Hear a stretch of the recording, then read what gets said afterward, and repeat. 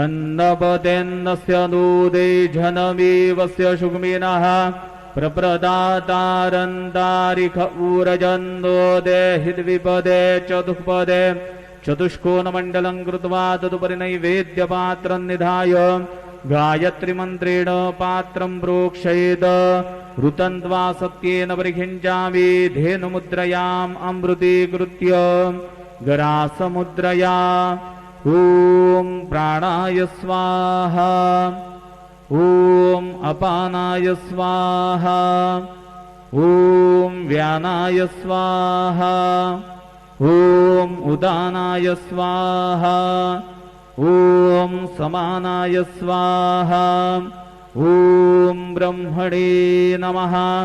नैवेद्यमध्ये पानीयं समर्पयामि पुनर्नैवेद्यं निवेदयामि।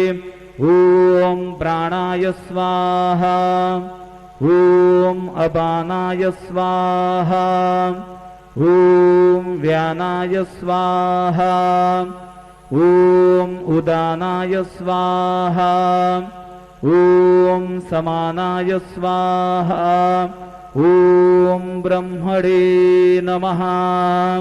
नैवेद्यं समर्पयामि हस्तप्रक्षालनं समर्पयामि मुखप्रक्षालनं समर्पयामि।